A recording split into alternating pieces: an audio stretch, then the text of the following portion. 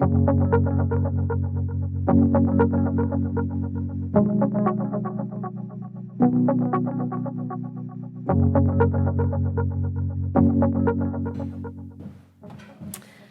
up, as we move through the afternoon, we will be welcoming Ben Williamson to the stage. Ben is the co-founder and co-CEO of Investor Hub, and today he will be talking to us about discovering the mid-register and why it's really key. Please join me in welcoming Ben to the stage. Perfect. Thanks, everyone. My name's Ben Williamson. I'm one of the co-founders of a company called Investor Hub. And today we're going to be talking about something that we've seen in the market that's quite different, something that we see from a lot of the data that we get from our clients, and talking about the mid-register. So if you don't know what that is yet, that's fine. We'll get into it. I'll just go through a bit of the agenda. So who am I? Who is the business? What's the sort of data that we're seeing? Why is it so valuable for companies to understand and also for investors to understand this? And we'll go through what companies can then do with that information. And if we've got a bit of time at the end, I'll share a bit of other data as well that's quite interesting. So my name's Ben. I'm one of the co-founders of a company called Investor Hub. We've been around for about 3 years, and it's kind of the second iteration of a business that was around for about 5 years before that. Got about 15 years of M&A and capital markets experience, worked on about 2,000 different ASX placements, as well as 12 private equity transactions. I think it's also important to say what I'm not. So I'm not a broker, I'm not a corporate advisor or IR. I'm definitely not trying to get money today. So it's probably the first time that's been said on this stage today, but it's really important. And then about the business. So we're a software business. We work with 150, it's now 160 listed companies around the world from our offices in Australia and the UK. We help those companies scale what you see here today, right? So a big driver for the Ignite conference is to come and meet investors face to face. It's to tell the story, it's to connect. That works really, really well when you're dealing with larger investors. Right? When you're dealing with institutional investors, when you're dealing with family offices, it makes sense to fly here, to come meet people, to tell the story, to compete for that money. What we do is we help companies scale that through the market. So how else, when you're further away, when you may be a smaller check size or you're in a different geography as well, how do you engage with those people and tell that story as well? That's what we do. And in the manner of doing that, we've built some really great fundamental technology for listed companies, and it brings together a lot of data, and part of that data is exactly what we're going to go through. With the data that we bring together, we don't just have website visits and email opens, although funnily enough they are quite important. We get registry and trade data. So we get a very deep level of insight into each company, and we get that not just for 1 or 2 businesses, but as I said, for over 100. And that data sums up and gives us a really interesting insight. So this is one way, one cut of the data, one cut of the registry, which is quite interesting and worth looking at.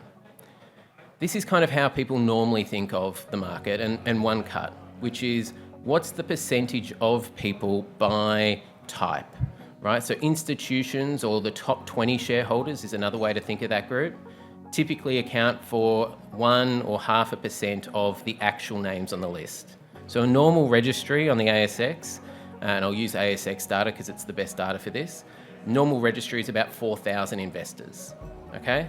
So when we're thinking about this, top 20, therefore is 0.5%. The mid-register is the real discovery in this, which is quite different. You've got normally this kind of solid line that sits below the top 20 on most people's minds, right? You've got institutions on one side and you've got retail on the other. And retail typically feels more like mum and dad investors than it does high net worth investors.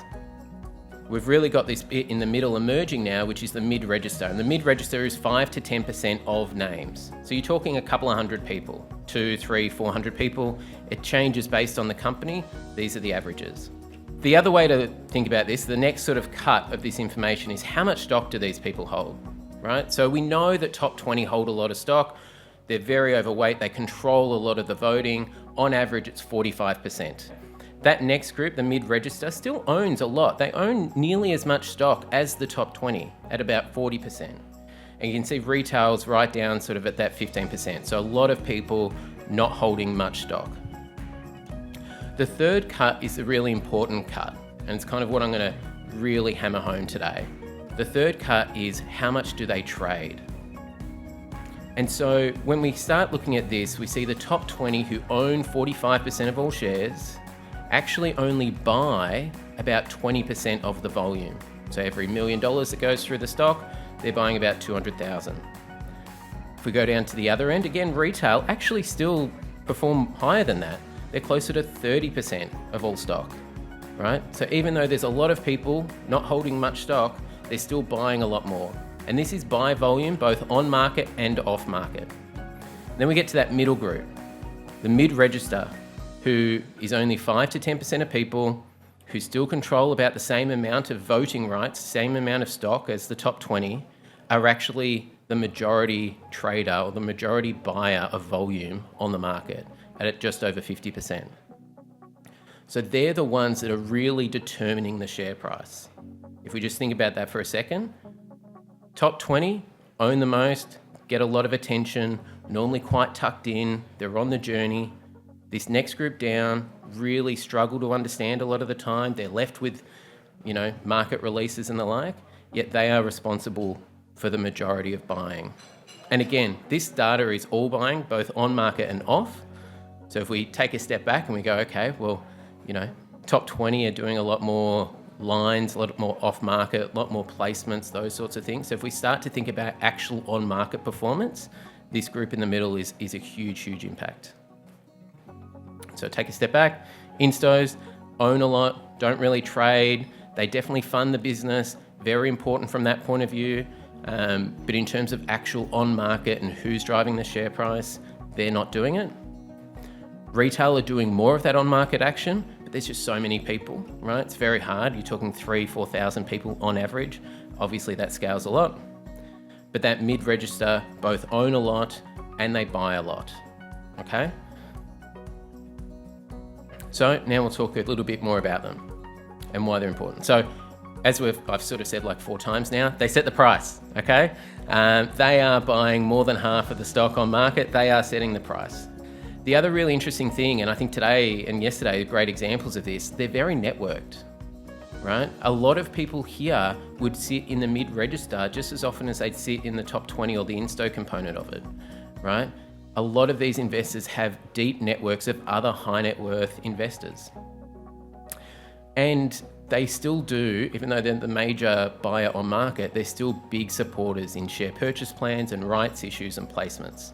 So they're important for both funding the business and they're important for setting the share price.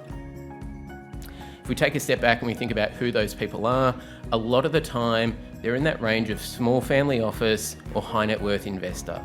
Overwhelmingly, they're investing their own money and they're making their own decision to do that. That's a really important difference between institutions who are investing other people's money. If you're investing someone else's money, you get paid to manage that money and to create alpha. If you're investing your own money, you're really concerned with not losing the money. You're concerned with absolute results rather than relative results.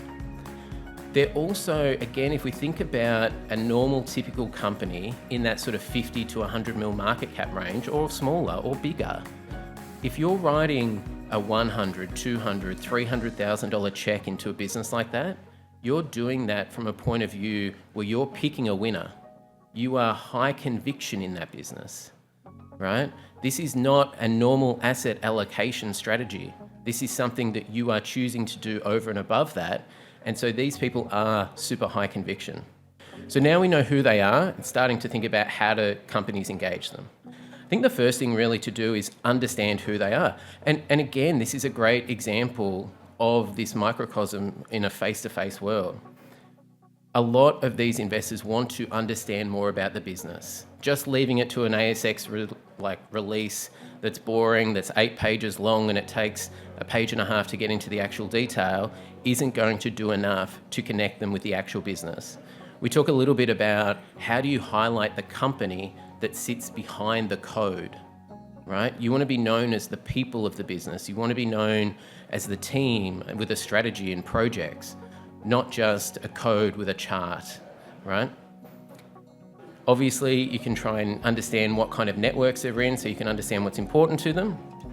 And I think the last one is just that respect goes so well here. Again, these are people investing their own money overwhelmingly, and so giving them the respect of time and effort does a lot. The next step is to talk to them. So again, you want to show them insights behind the scenes. I've spoken to a couple of companies here about how do they do this at more scale, and they've got site visits with a dozen people going along that are brokers and advisors. It's about actually, why don't you take a video of that? Why don't you highlight that to more people? Why don't you try and add some scale there? And also, when you're traveling around, invite them to events, whether they're digital or real world. Like, inviting these people in is really important, which brings them in on that journey, right? And I think the other side of this is making sure that you're engaging them so that they can ask questions and get feedback. I think talking to a whole bunch of people here this week, there's been, I think about 50% of the time is investors asking questions of the companies. It's not just a straight pitch, right? It's a two-way street. So making sure that you're doing that as a two-way conversation is important. So there's a couple of ways you can connect with them. One-on-one, Ignite's a great example of that. Obviously, it skews towards larger investors, right? The more higher up the food chain they are, the more impactful that time is. That's great. That doesn't scale all the way down though. So working out a way to add in small group meetups. A lot of our clients, when they're going on a roadshow, they'll identify a group of investors in the area, and rather than having a one-on-one half an hour conversation, they'll get 12, 15 people together for a lunch, for a dinner. Overwhelmingly existing shareholders. They are networked, they can bring friends as well, and it works really well. And obviously, our product has been built around scaling this digitally. So how do you add video and Q&A into ASX releases, into that engagement cycle? So that's about it of the main thing. The other aspect that we've got here is just one other cut of that same data, right? So we had that cut of looking at who's buying based on the size of investor. The other way that we really cut the information is what kind of state are they in? The people buying stock new investors to the company? Are they existing investors buying more stock? Or are they old shareholders coming back in? And that's really interesting as well, because I think when companies especially think about driving demand and driving volume, they always think about new investors. How do I get new eyeballs? And the data's really telling with this. So 63% of all stock bought on market is existing investors buying more, right? Kind of makes sense. They're doubling down. They're already high conviction. Maybe there's new news flow that gives them an opportunity to come back in. Maybe the share price is depressed and they're high conviction, so they're getting back in and lowering the cost of their investment. But 63% is massive.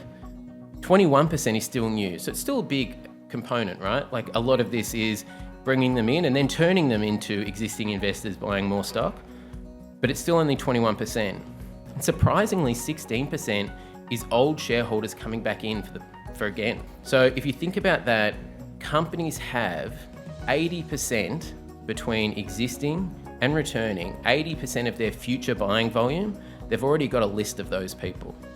And it starts to be about, how do you activate that list? How do you engage that list? So it's a bit of a synergy there with the top 20 being where a lot of focus goes, but only representing 20% of buy volume. Again, a lot of focus goes on new investors, which also only represents 20% of buy volume.